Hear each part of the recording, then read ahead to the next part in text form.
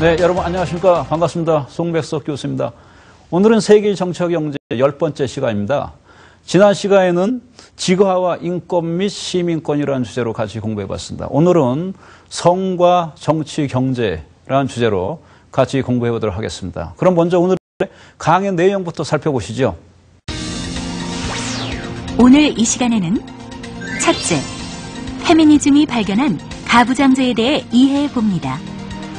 둘째, 페미니즘이 기존의 정치론을 바꾸는 성의 정치, 여성적 가치론, 성적 계약론 등에 대해 이야기하는 것을 알아봅니다.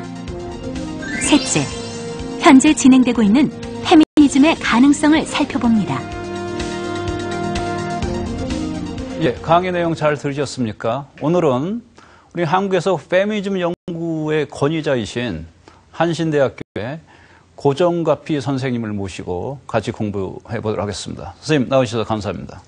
네, 선생님 우리가 촬영하기 전에 명함 주고받으면서 인사를 했는데 그때 제가 이름에 대해서 제가 여쭤봤어요. 근데 선생님의 성함에도 양성평등의 그런 의미가 들어있는 것 같은데요. 맞습니까? 네, 맞습니다. 어떻게 고정가피 선생님이십니까? 저 원래 이제 아버지 성이 고, 예. 어머니 성이 정 이렇게 해서 부모성 함께 쓰기 운동의 일환으로 고정가피라고 10년 넘게 쓰고 있습니다. 10년 넘게 고정가피로 지금 네. 쓰시고 계시는 거예요. 예, 잘 알겠습니다.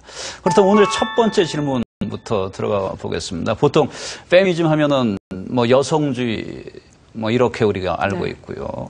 페미니스트 하면은 여성 운동론자, 여권 신장론자 이렇게 알고 있지 않습니까? 그럼 이 페미니스트들이 하는 얘기는 그들의 주장은 뭡니까? 일단 그 말씀하신 부분에서 그 여성주의로 얘기하거나 여권 신장론으로 얘기하거나 할 수 있을 것 같고요. 근데 거기에서 조금 더 덧붙여서 얘기하면 여성 해방론이라는 말을 붙일 수 있을 것 같은데요. 이 해방이란 개념은 어쨌든 억압이 있다는 얘기고 그 억압이라는 지점에서 여성만 억압을 받는 게 사실은 아니고 남성도 억압을 받는다고 하면 그 가부장제에 대한 이해가 이제 필요한 것이고 그래서 그 가부장제라는 것을 페미니즘이 발견했다라고 얘기할 수 있다고 생각하고요. 그래서 가부장제 발견이 뭐냐? 그렇게 물었을 때 그 가부장제 발견이란 것은 그 여성을 제2의 성으로 봤던 그러니까 여성인 제1의 성이 아니고 언제나 이제 제2의 부차적인 성으로 이제 봤다는 것 그것을 사실은 집단적으로 여성들이 발견했다는 거거든요. 그게 이제 가부장제가 되는 것이고 그 가부장제에서는 그러면 그렇게 제2의 성으로 취급받아온 또는 억압받아온 여성들이 어떻게 하면 이제 해방이 되거나 아니면 그 여성의 권리를 옹호하면서 그 권리를 신장시키느냐 뭐 이런 지점들이 이제 그 페미니스트들이 이야기하고자 하는 것이라고 이제 볼 수 있을 것 같고요. 예. 그러니까 페미니스트들이 이렇게 연구하고 운동하기 전에는 어떤 이런 사회 경제적인 가부장적인 틀을 발견하지 못해왔고 이러한 발견, 이러한 지적은 페미니스트들이 처음부터 하기 시작했다 이렇게 말씀하시죠. 그렇게 봐야 될 것 같아요. 그러니까 집단적으로 이제 그 여성을 생각하게 되고 집단적으로 움직이기 시작했다는 것, 그게 의미가 있겠죠. 그런데 이제 세상이 많이 변하지 않았습니까? 그래서 변하고 있죠. 이를테면 이제 근대로 들어온 지는 오래됐고요. 그래서 합리주의, 뭐 계몽주의라는 근대성이 시작된 지 오래되는데 이 어떤 그 페미니즘 이런 차원에서 봤을 때 가부장적인 문제를 얘기하시는데 이것도 큰 변화를 전폭적인 변화를 겪고 왔다 이렇게 얘기할 수 없겠습니까? 네, 있겠죠. 네. 그러니까 제가 생각하는 가부장제는 가부장 체제라고 생각을 하는데 그 옛날부터 그 봉건제 또는 그 이전의 노예제 사회에서부터 시작해서 이제 가부장적인 요소들이 아예 이제 구조적인 측면으로 있었다고 보면 근대 이전에서부터 근대 이후로 이제 바뀌는 과정에서는 또 근대적인 어떤 인간형, 근대적인 사고 이런 걸 생각하면서 두 갈래가 되는 것 같아요. 하나는 그 인권의 개념이 이제 나오는 것도 있지만 동시에 근대가 서구 근대 문명이라는 것이 자본주의 어떤 그 발전 과정과 밀접하게 관련이 있다면 그 자본주의 양상 자체가 여성 억압을 다시 불러오는 것이 있기 때문에 네. 근데 그 양상 자체가 바뀌긴 하죠. 선생님 말씀하신 대로. 예, 예. 또 근대하면 우리가 사회 개혁론의 문제를 또 빼놓을 수 없는데 이 사회 개혁론 이러한 그 사상과 관련해서 봤을 때 아무래도 이 페미니즘 문제가 많이 해소되어 왔다 이렇게 보실 수 없나요? 그렇게 보기 좀 어려운 측면들이 있다고 이 페미니스트들이 이제 이야기하기 시작했고, 예. 그게 사회개혁론 하면은 이제 인권의 개념이든 민주주의 개념의 근간에 깔려 있는 게 루소의 사회개혁론 등등 시민으로 성장하게 되는 어떤 인간의 모습을 이제 보여주는 것이라면 그 여성이 거기에 이제 시민의 그 권한 안에 들어갔는가, 여성이 시민으로 인정되었는가 이런 질문을 이제 하기 시작한 것이고 사실은 여성은 시민에 들어가지 않았다. 왜냐하면 참정권 같은 거라든지 이런 것이 주어지지 않았으니까요. 네. 그래서 사회개혁론을 그 70년대 들어서 성적 개혁론이라는 개념이나 80년대 들어서 이제 그 캐럴 페이트만이라는 사람이 성적 개혁론이라는 책을 쓰게 되는데요. 거기에서는 이 기존의 이제 사회개혁론 자체에 여성은 아예 포함되지 않고 여성과 남성의 어떤 계약이라는 것은 포함되지 않았다고 이제 보는 것이죠. 네. 그래서 그것이 가는 문제점들을 이제 지적하는 것이고, 네.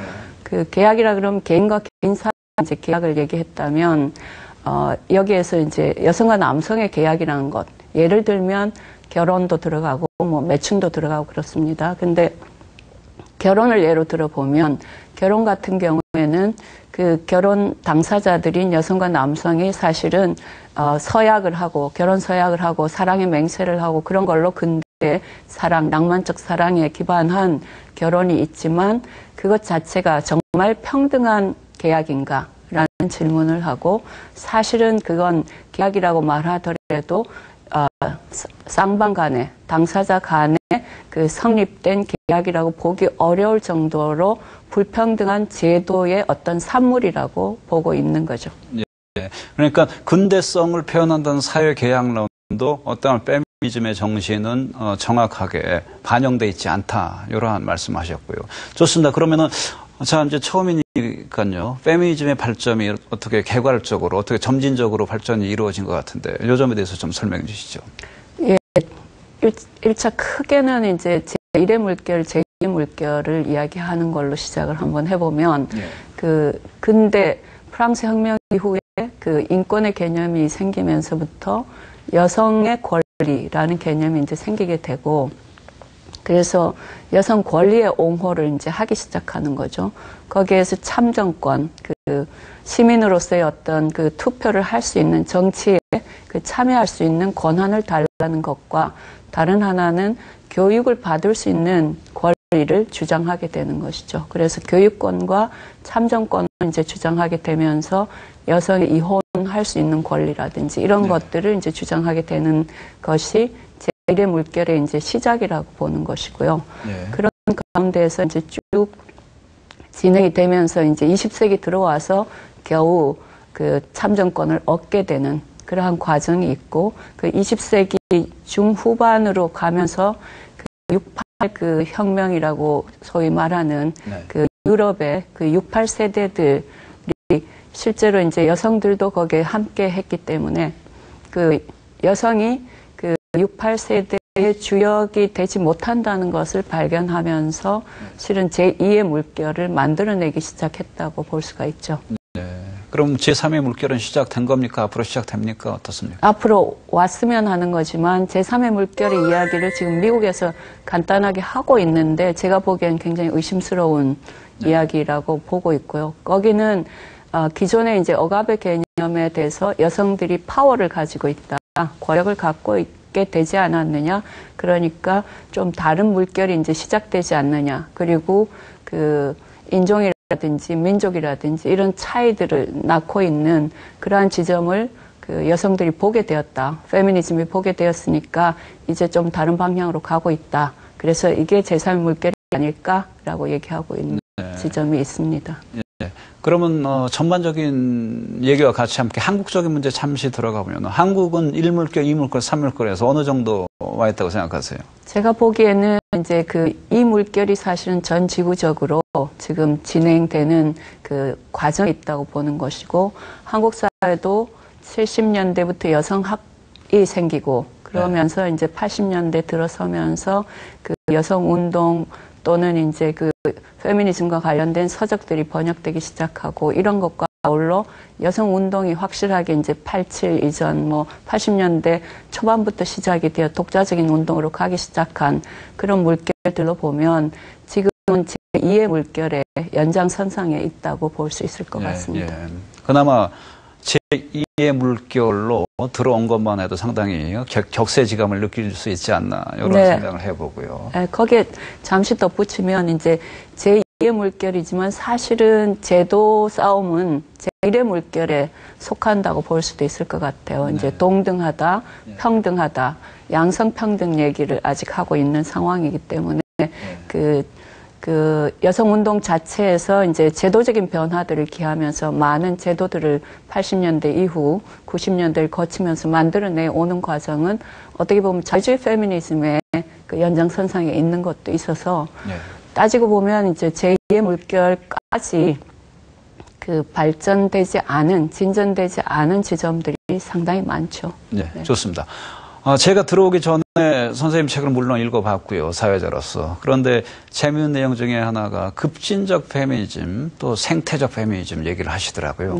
요 개념이 상당히 궁금했고. 그리고 읽으면서 제가 봤을 때는, 이게 좀 뭐랄까, 또 다른 오류라고나 할까요? 왜냐면은, 페미니즘의 근간이 남성 중심주의를 극복하겠다, 요런 얘기 아니겠습니까? 그런데 이 급진적 페미니즘 같은 경우에는 이 극복을 넘어서 여성의 체험이 더 우월하다, 이러한 논리로 발전되고 있고, 그래서 이거는 어떤 또 하나의 오류?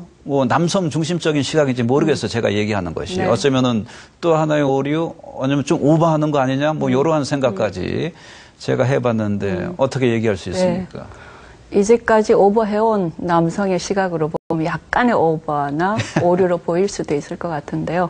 실제로는 그게 오버나 오류라기보다는 그 지금까지 아까 말씀드렸던 그 제2의 성으로 취급받아오고 그 한 사회에서든 전 지구적으로 이제 타자화되어 있다고 얘기하는데, 그렇게 취급받아온 여성들이 그 여성적 가치, 또 남성들과는 굉장히 다른 어떤 가치를 갖고 있다는 이야기를 하기 시작하면서 그 여성들이 갖고 있는 여성다움이나 여성성, 그 부드러움 등등 다 합쳐서 그것에 대한 긍정적인 평가를 하기 시작하는 하나의 과정이고, 그것이 이제 인정을 요구하는 과정인 것 같아요.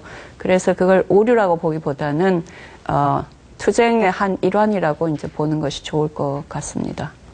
아까 말씀하신 급진적 생태주의 페미니즘에 대해서는 좀 말씀해 주세요. 먼저 급진적 페미니즘, 그리고 생태학적 페미니즘에 대해서.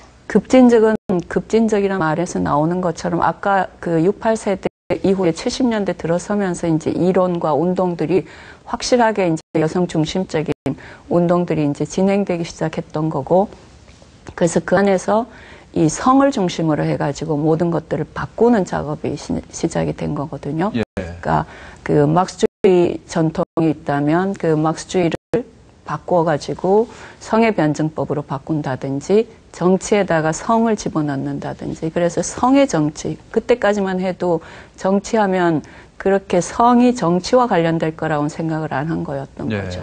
그래서 성의 정치 같은 걸 내고, 아까 나왔던 성적 계약론 같은 것, 그런 것들이 기존의 계약론이 완전히 배제시켰던 여성과 남성의 계약, 은폐된 계약이라는 것들을 부각시키기 시작한 것, 그리고 여성의 독자성을 이야기하기 시작하고, 그래서 크게는 남성과의 분리주의까지 이야기하기 시작하는 그런 단계까지 갔기 때문에 레디칼이라고 볼 수가 있고요.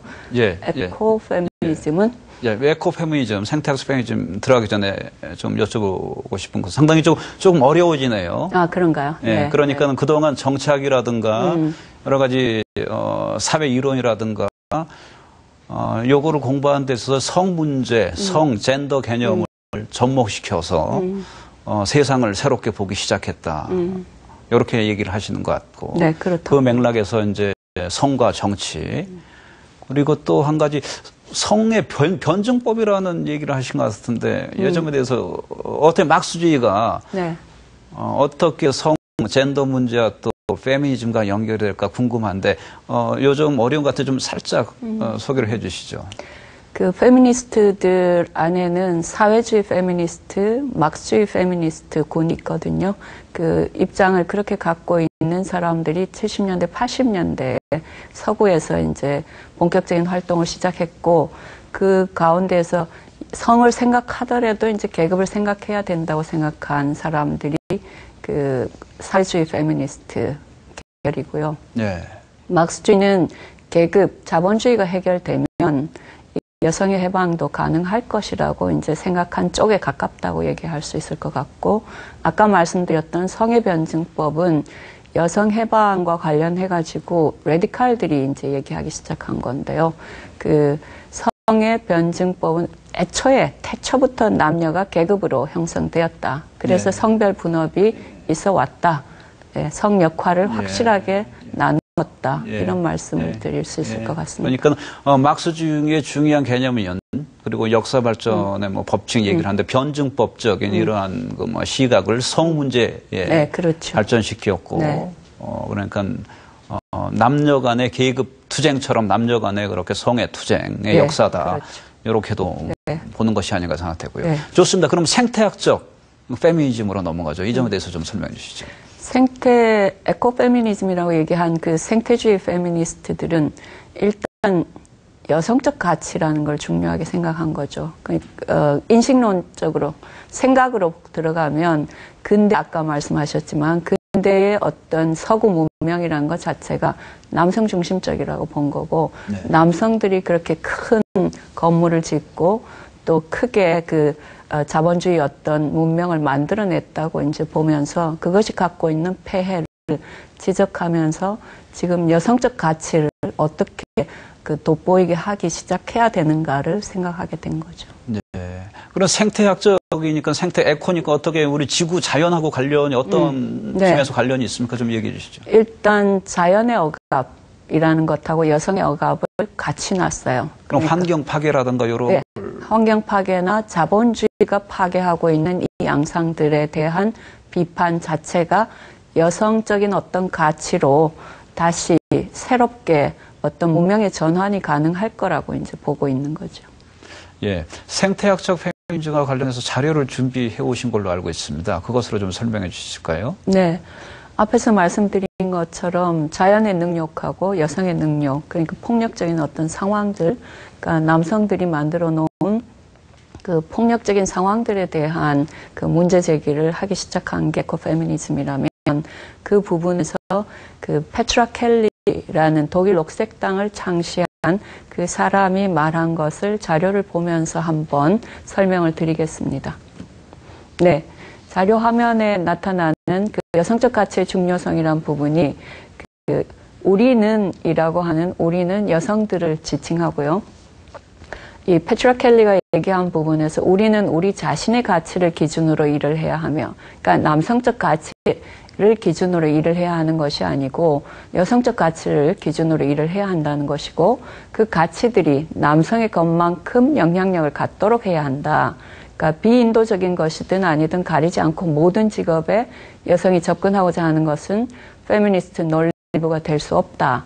그 다음 나오는 부분으로 보시면 핵지휘 본부나 전쟁터나 그 수천 명의 죽음을 계획하는 회의실에서 여성들이 남자 형제들과 아버지들과 함께 동등하게 서 있는 것을 보고 싶지 않다.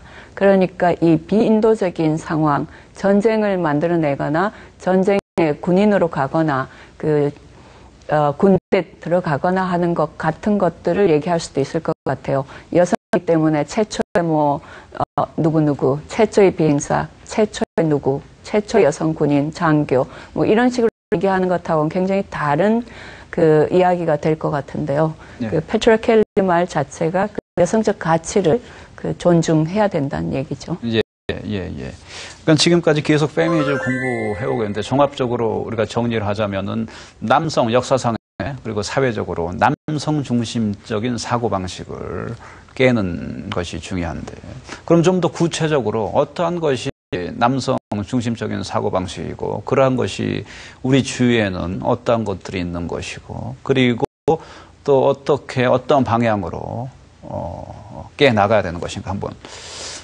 얘기해 주시죠. 이 점에 대해서. 네. 뭐 지금까지 얘기한 것들도 다 포함이 되겠고 또 동시에 지금까지 살아오면서 여성들이 겪은 것들은 모든 분야에 이제 걸쳐 있기 때문에 특별히 어떤 예를 든다는 게 좀 어려울 수도 있겠지만 네. 실제적으로 이제 여성들은 이 아까 말씀하셨던 뭐 오류라고 말씀하신 부분까지도 성이란 또는 성욕이라는 부분으로 갔을 때도 그 여성의 욕망이나 여성의 성 이런 부분에 대해서는 사회가 별로 얘기하지 않았죠. 그래서 여성도 성적인 욕망을 갖고 있다. 이런 것도 하나 그 성관념을 깨는 것 중에 하나일 수도 있고 동시에 이제 제가 관심을 가지는 부분들은 또 여성의 일이 노동이 아니라고 보는 지점들요. 그러니까 가정의 일들이 굉장히 많고 또는 여성들이 하고 해온 일들이 많음에도 불구하고 여성의 일은 노동이 아니라고 생각한 그런 관점들도 사실은 남성 중심적인 거다. 그러니까 가사 노동을 이야기하기 시작한 게 그 제2의 물결이 시작되면서 가사가 노동이라고 얘기하기 시작했거든요. 그런 지점들에서 인식을 이제 좀 깬 부분들이 있을 것이고 또 예를 들면 그 남성의 어떤 성적인 폭력 같은 성폭력 같은 데에서도 여자들이 좋아서 그렇게 되는 거다라는 이상한 합리화 같은 것들도 사실은 굉장히 남성 중심적인 사고죠. 예. 그러니까 생활 속에서 상당히 남성 중심적인 사고가 많이 배어 있는 것이 아닌가 생각됩니다. 왜냐하면은 지금 가사 노동 하셨는데 어머님이 집에서 일하시는 것, 그것을 인간 노동이다 이렇게 생각하지 않고 어쩌면 그냥 당연히 뭐 자식들을 위해서 하시느니 저것이 돈으로 환산되면은 보수로 환산되면 얼마나 될까 이러한 생각을 미처 못 해봤거든요. 네. 그런 측면에서 봤을 때 우리 생활 속에서 남성 중심적 사고방식이 상당히 폭넓게 깔려 있는 것이 아닌가 이렇게 생각되고요. 또 요 문제와 관련해서 좋은 개념을 일전에 강의에서 소개하셨는데 여성의 글쓰기라는 것이 있었죠. 이거에 대해서 설명해 주시죠. 네, 그래서 이러한 어떤 남성 중심적인 인식의 틀을 어떻게 깰 것인가 그리고 극복하는 방식이 여러 가지 있었지만 그 중에 하나가 이제 그 여성적 글쓰기라는 건데 그 예를 하나 이제 화면을 보시면서 설명을 좀 드리고자 합니다. 그러니까 여성적 글쓰기라는 것 아까 그 여성적 가치와도 연관되지만 여성은 자기 자신을 글로 쓰지 않으면 안 된다. 그러니까 지금까지 모든 역사의 구성이나 이런 부분들이 남성들이 만들어 온 거라는 거죠. 정치, 경제, 사회, 문화 그 모든 것에 그런 것이 그 글쓰기든 지식이든 지식이 권력이 된다고 본다면 그 지식은 남성들의 지식이었다. 그러니까 여성들도 자기 자신을 글로 쓰지 않으면 안 된다. 그래서 여성은 여성에 관해서 써야 하며 남성들도 여성에 관해서 쓰긴 썼죠. 그렇지만 남성 중심적으로 남성의 시각으로 썼기 때문에 여성은 여성에 관해서 써야 하며 여성을 글의 대상으로 삼아야 한다. 여성은 지금까지 자신의 육체와 마찬가지로 글쓰기로부터도 심히 내팽개쳐져 왔다. 그러니까 꼭 남성만이 아니라 가부장제라는 것은 여성들도 그 안에서 남성 중심적인 사고를 한다는 것과 연관이 되고요. 예. 그렇기 때문에 가부장제가 유지되어 왔다는 거고요. 예. 그렇기 때문에 글쓰기로부터도 사실은 본인들 스스로도 내팽개쳐져 왔다는 것이고 타자화되었다는 것이고요. 그래서 여성은 스스로의 힘에 의해 자신을 그 세계와 역사를 만드는 것과 마찬가지로 텍스트로 만들어야 한다. 그러니까 세계와 역사를 만들어가면서 자신들을 대상으로 하고 자신들에 관해서 써야 한다. 이런 이야기가 여성적 글쓰기와 관련됩니다. 스스로의 노력을 많이 말씀 지금 하시고 있는데 그 맥락에서 여성의 글쓰기도 지금 설명해 주세요. 그 말씀을 듣고 보니까는 우리 한국의 여성도 어쩌면 스스로 가부장적인 사회에서 매몰되어 있는 것이 아닌가 이렇게 생각해요. 왜냐하면은 우리 일상생활에서 저 같은 안 여자가 어찌 그런 말씀 하겠습니까? 이러한 표현이라든가. 맞습니다. 네, 그렇죠. 그리고 또 하나 유행가가 생각나요. 예전에 우리 상당히 유행했던 내용 중에서 가사 중에서 그 여자가 불렀던 노래거든요. 여자인 내가 기다려야지 뭐 이러한 예, 그런 가사도 생각나고요. 그래서 여자 스스로 노력을 해야 되지 않나 이러한 생각이 듭니다. 네. 예, 좋습니다. 그럼 다음 질문으로 좀 넘어가면요. 이 페미니즘이라는 게 남성과 여성의 차이만 관심의 대상이 아니고 또 중요한 문제는 이 페미니스트들, 여성들의 그 성별, 어떤 성적 지향에 대한 차이, 그들의 종교별 차이, 그들의 정치적, 의식적 차이로 이런 여성들 사이의 차이가 또 있지 않습니까? 네. 이 점은 어떻게 연구되고 있습니까? 제2의 물결이 시작된 이후에 사실은 이제 같이 여성이면 무조건 뭉쳐야 된다고 생각했고, 그러면서 이제 자매는 강하다. 자매예요. 자매, 시스터후드라고 하는. 그러니까 예를 들면 브라더후드라고 하면서 뭔가 이제 계급적인 해방을 부르짖던 사람들하고 굉장히 다르게 시스터후드를 얘기하기 시작했던 거죠. 그래서 자매는 강하다 하고 같이 뭉쳐야 된다고 생각했고 뭉쳐오기도 했고 집단적으로 아까 말씀드린 대로 의식을 형성해 온 과정이니까. 근데 거기에서 하다가 보니까 차이가 나는 거를 발견하게 되는 거죠. 그래서 국가의 차이도 있고 민족의 차이도 있고 또 인종의 차이도 있고 성적 지향의 차이도 있고 이런 이제 차이들을 발견하게 되면서 좀 갈래들이 이제 나누어지기 시작해요. 미국의 예를 들면 흑인 여성들은 흑인 페미니즘이란 걸 만들면서 기존의 이제 페미니즘이 백인 중심의 페미니즘이었다. 예. 그리고 중산층 중심의 페미니즘이었다. 이런 거가 이제 막스주의나 사주의 페미니스트들이 얘기한 것이고, 그 다음에 국가를 예를 들면 뭐 일본의 국민으로서의 여성들과 일제시대 하에 조선의 여성들 같은 여성인가라는 제국주의 하에 제국의 지배를 받았던 식민지 여성하고 제국의 여성하고가 같은 여성인가라는 질문을 또 하게 되는 거죠. 네. 이제 그런 질문들이라든지 또 레즈비언과 이성의 중심의 어떤 페미니스트들을 비판하면서 레즈비언 페미니즘이 등장하게 되는데 사실 남자들과 같이 그렇게 만들어갈 수 있는 사회가 과연 여성 해방이 가능한가라고 질문하는 게 레즈비언 페미니스트들이고, 그래서 강제적 이성 같은 개념을 내놓고 그 차이를 만들면서 이제 나오게 됐고요. 한 가지 더 말씀드리면 제1세계 중심의 페미니즘과 제3세계 여성들, 지금은 이제 그 개념이 좀 달라지고 있지만 그렇지.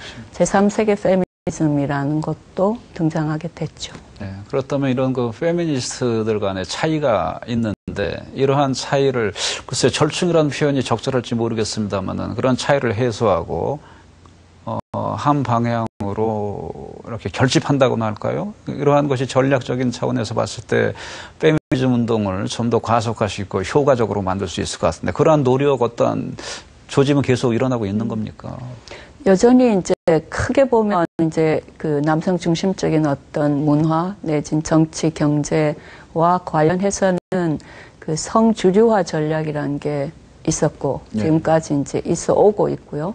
근데 성주류화 전략이라는 게 여성이 이제 메인스트리밍이라고 얘기하는데 그쪽으로 가게 되는 걸 얘기하는 것과 실제로는 이러한 차이들, 갈등들을 제 생각에는 이제 보면서 무조건적으로 봉합이나 뭔가 그것을 하나로 만들어야 된다는 것 자체를 오히려 문제시하면서 다양한 어떤 에너지들을 만들어 나가는 게 여성운동의 힘일 수도 있겠다라고 생각합니다. 네. 예. 근데 우리 수업이 세계의 정치와 경제란 말입니다. 우리가 상당히 지금 글로벌 차원이 아니라 상당히 원론적인 수준에서 페미니즘 얘기를 하고 있는데 이 세계가 동반하는 성 문제들, 성차별 문제들, 세계화가 동반하는 그래서 세계화가 우리한테 부과하는 페미니스트 운동의 방향 어떻게 나아가야 된다. 어떠한 성차별이 세계화가 동반하고 있다. 이러한 점에 대해서 좀 말씀해 주시죠. 네. 아까 계속 이제 들으셨다시피 페미니즘이라는 건 정말 다양한 문제들을 다루고 있는 것이고, 그 부분에서 보면 이제 세계화도 그 중에 하나고, 신자유주의도 마찬가지고요. 근데 그 세계화를 통해서 전 지구적인 자본주의가 진행되면서 자본이 이제 초국적으로 움직이기 시작하는 이 단계에서 여성들도 그로부터 자유롭지 않은 거죠. 그래서 여성들이 이제 노동으로 이동하게 되고, 결혼 시장으로 이동하게 되고, 예를 들면 한국만 해도 이제는 조금 잘 산다고 네. 다른 아시아권에 있는 여성들을 신부로 이제 사들이는 그러한 상황이 이제 왔잖아요. 네. 그런 것처럼 이제 다른 여성들은 또 한국에서 다른 곳으로 이제 가게 되죠. 가사 노동을 하는 사람으로 가든 매춘 노동을 하는 사람으로 가든 가게 되면서 이게 세계화의 영향을 크게 받게 되는데, 그때 그러한 부분들에 대해서 어떻게 이제 여성들이 싸워 나갈 것인가를 고심하고 있는 상황이고, 그 반세계화 운동들을 여성 운동이 함께 하고 있고, 페미니즘이 신자유주의에 대한 비판들을 하면서, 예를 들면 세계화의 하인들 뭐 이런 개념들이 나오게 되는 것은 가사 노동자들이 이동하는 그 문제에 대해서 전 지구적으로 이동하고 있는 문제를 지적하고 있고, 예를 들면 구글 베이비 같은 경우에는 출산 산업 자체가 전 지구. 구글 베이비 뭐죠? 예, 구글 베이비는 이제 다큐멘터리인데요. 이스라엘의 동성 커플이 아이를 말하자면 시험관 아기를 수정을 해서 다른 대리모를 통해 가지고 아이를 갖게 되는 그러한 이야기거든요. 근데 그 아이를 갖게 되는 것이 끝나는 것이 아니라, 그렇게 보다가 보니까 이 산업이 될 것 같으니까 이 전 지구적인 망을 구글을 통해서 연결하면서 수정은 어디서 하고, 실험실 미국에서 하고, 또 대리모는 인도에서 구하고, 이런 식으로 해서 또 고객은 그런 아이를 말하자면 집에 구성원으로 들이는 사람들은 또 다른 곳에서, 그래서 돈을 버는 그러한 일이 생기게 되는 거가 전 지구적인 망으로서 진행되고 있다. 그러니까 출산도 산업이 되고 있는 상황이다. 뭐 이런 거죠. 그러니까 자본에 의해서 움직여지고 있는 그런 상황을 얘기할 수 있다. 돈이 되는 것이기 때문에 그런 네. 대리모라든가 네. 시험관아기라든가 네. 그래서 출산을 하고 네. 구글 인터넷망을 통해서 하나의 산업으로 지금 산업의 영역으로 부상하고 있다는 그런 말씀이잖아요. 네. 그러니까 자, 세계화와 관련된 성차별의 문제, 또 뭐 결혼의 문제 하니까 당장 우리 농촌, 우리 현실의 문제에도 생각이 나요. 그래서 이 결혼 이민자들, 지금 우리가 페미니즘, 성차별 문제가 하는데, 우리 결혼 이민자들이 한국에 와서 많은 차별을 당하고 있는 것이 사실 아닙니까? 요 점에 대해서 한 말씀 해 주실 수 있겠습니까? 네.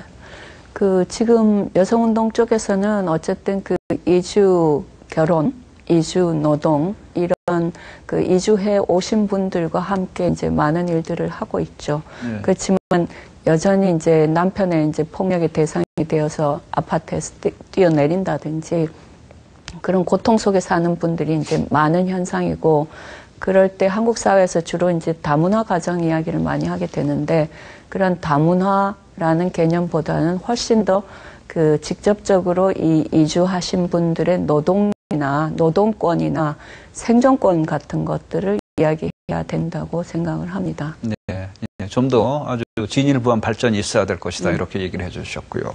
오늘 얘가 상당히 심각해요. 상당히 심각하고 네. 이론적인 얘기를 많이 했는데 네. 그럼 수업이 거의 끝나가는 마당인데요. 좀 더 일반적인 얘기로 우리 여권 신장의 역사, 사실 지금 너무나 당연하게 생각하는 여성의 참정권 이러한 것이 생긴 지도 사실 얼마 되지 않았단 말입니다. 그렇죠. 그래서 우리 여권 신장의 역사를 어떻게 좀 사안별로 좀 말씀해 주시죠. 네. 정리가 되셨습니까, 혹시? 여권 신장이 처음에 이제 말씀드렸던 대로 여성의 교육권이나 이제 참정권 같은 것들을 놓고 이제 싸웠다면 그것도 한 세기가 이제 걸린 거고, 그렇게 하면서 이제 그러한 지점에서는 얻은 것들이 많죠. 그래서 참정권을 얻게 된 거고, 그리고 교육도 받을 수 있게 되는, 물론 이것은 지금 주로 이제 1세계나 그 3세계든 아니면 아프리카든 이런 데서는 여전히 교육권조차도 없는 상황이니까 전 지구적으로 확산되었다고 보기는 좀 어려운 상황이고요. 그렇지만 어쨌든 참정권이나 교육권 같은 것을 향해서 이제 움직여 왔다면 그 이후에는 아까 말씀드렸던 구조적인 문제, 구조적인 변혁이나 변화에 대한 관심을 이제 갖기 시작했다. 그리고 또 하나는 이제 성의 어떤 여성의 성적인 욕망이나 이런 부분들에 대해서도 관심을 갖기 시작했다. 구조적인 문제에 관심을 갖기 시작했다는 지점은 여성이 남성보다 빈곤 차원에서 가난하다고 이제 보는 거거든요. 그러면 그런 부분들과 노동의 측면에서 해고나 유연화 전략에서는 여성들이 먼저 해고되고 구조조정을 당하게 되는 한국 사회 같은 경우에 기류이나 지금 KTX 여승무원이나 이랜드 같은 비정규직의 최전선에서 싸워왔던 그런 힘들은 사실은 여성들이고 여성들이 비정규직의 상당수를 차지하기 때문에 이제 그런 현상이 일어나는 거고 그래서 노동권이라든지 이런 지점들에 대해서도 싸우기 시작한 것이고 또 하나는 이제 자본주의라는 어떤 거대한 또는 세계화나 전 지구적인 신자유주의의 물결이나 이런 것에 대해서도 관심을 갖고 싸우기 시작했다. 그러니까 그런 지점들이 사실은 여성운동에 상당한 진전을 이제 보여주고 있다고 볼 수 있을 것 같습니다. 네. 그러니까 여성운동이 참정권 운동으로 시작해서 정치적인 세력화도 도모하는 그런 운동으로 발전했고 지금 이제 노동 문제와 관련해서 그리고 여성 복지라든가 그리고 더 나아가서 이제 이런 문화적인 측면의 발전도 있어 오지 않았습니까? 네, 맞습니다. 네. 그럼에도 불구하고 우리 한국 사회가 아직까지 그 어느 나라보다도 유교 가부장적인 문화가 지배적으로 한국 사회에서 지속되어 왔고 그래서 선생님께서는 우리 한국에서 페미니즘 운동에 권위자다 이렇게도 말씀드릴 수가 있고 많은 연구를 해오셨는데 이 자리를 빌어서 우리 한국 사회, 한국 남성들에게 구한다고는 할까요? 있으면 한 짧게 우리 수업에 약간 시간이 남았으니까요. 한 1, 2분 내로 해주시면 될 것 같습니다. 예.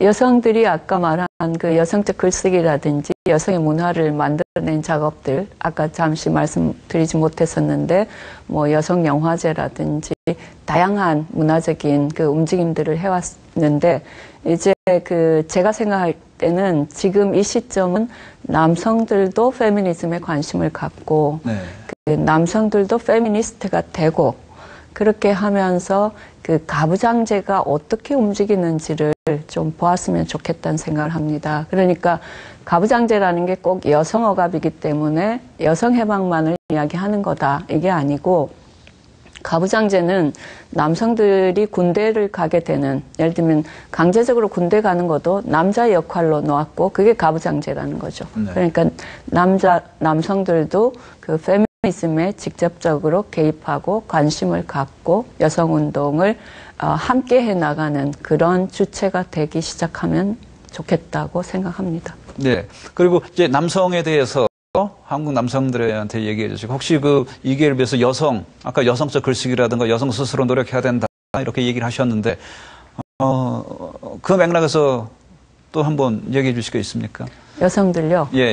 여성들이야 워낙 열심히 싸워온 분들이 많아서 사실은 이제 여성운동을 만들어 온 다양한 주체들이 되었고 그런데 지금 이제 성주류화 전략도 중요하지만 그리고 제도적으로 많이 만들었거든요. 그러니까 호주제 폐지라든지 직장 내 성차별 금지법이라든지 성폭력 방지법이라든지 이런 것들을 만들어낸 주체가 여성 주체들인데 다른 여성들도 그러한 이제 여성운동에 관심을 가질 뿐만 아니라 자본주의적인 문제나 세계화 문제나 이런 데도 일반 여성들이 저는 관심을 좀 가지고 함께 해나가면 좋겠다라는 생각을 갖고 있습니다. 네, 선생님 정말 감사하고요. 사실 오늘 저도 대한민국 사회에 살면서 상당히 가부장적인 그러한 시각에서 그러기에 매몰돼서 살아왔는데 오늘 선생님 수업 들으면서 스스로 저 자신 한번 돌아보는 그런 계기가 되지 않았나 이렇게 생각해서 정말 오늘 나와주셔서 감사합니다. 네, 감사합니다. 네, 오늘 고정가피 선생님을 모시고 페미니즘에 대해서 같이 공부해봤습니다. 그러면 수업을 정리하면서 수업 포인트를 다시 한번 들어보시겠습니다.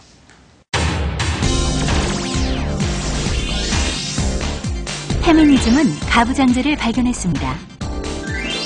페미니즘은 남성 중심적 정치 경제학을 바꾸었습니다. 페미니즘이 남성 중심적 가부장제를 바꾸기에 성의 정치학과 성적 계약론을 만들었습니다. 기존의 정치론을 바꾸는 성의 정치, 여성적 가치론, 성적 계약론 등에 대해 이해할 줄 알아야 합니다. 마지막으로 페미니즘은 신자유주의와 세계화의 가부장성을 문제 삼는다는 점을 주목할 필요가 있습니다. 네, 오늘은 고정가피 선생님을 모시고요. 페미니즘 운동에 대해서 포괄적으로 다뤄봤습니다. 다음 시간에는요. 평화와 전쟁이라는 주제를 가지고 여러분들 다시 찾아뵙겠습니다. 오늘 수고 많이 하셨습니다. 감사합니다.